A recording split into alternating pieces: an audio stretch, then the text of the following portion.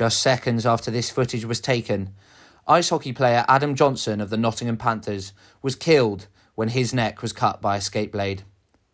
The negative publicity and highly distressing nature of the footage available online had the potential to turn fans away from what was already a niche sport in the UK.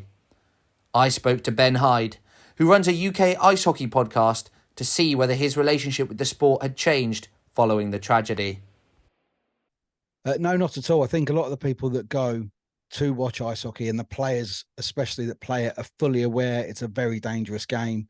In cases of men's ice hockey, you're talking about, men that are 6 foot, 12 to 15 stone, skating at 20 to 30 to 40 miles an hour with knives on their feet and weapons in their hands. It's an incredibly dangerous sport.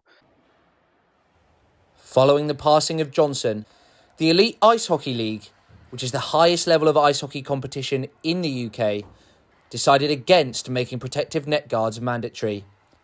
These neck guards, which can contain Kevlar and steel to offer protection, have at times been derided as ineffective and uncomfortable.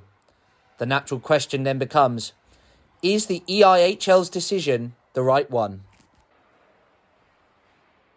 I think for the time being, it probably is. Neck guards are mandatory for junior players, and it seems so are sort of face cages or fish bowls, which is sort of the full plastic helmet that covers the entire facial area.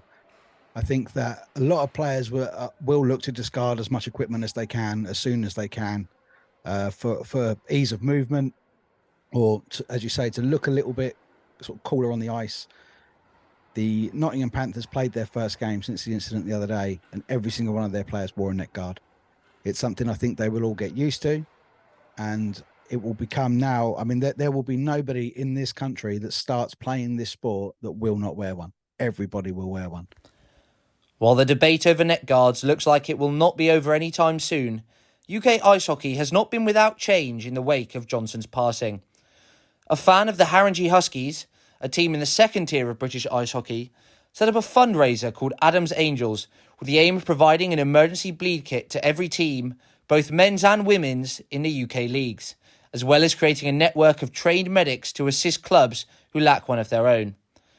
I travelled to the Streatham Ice and Leisure Centre, home of the NIHL South Division's Streatham Redhawks, and spoke to their physiotherapist and medic, Tanya Romans. In the 12 years I've been at Streatham, I've been very lucky and I've not needed anything like this. So I can stitch up minor wounds, and that happens all the time.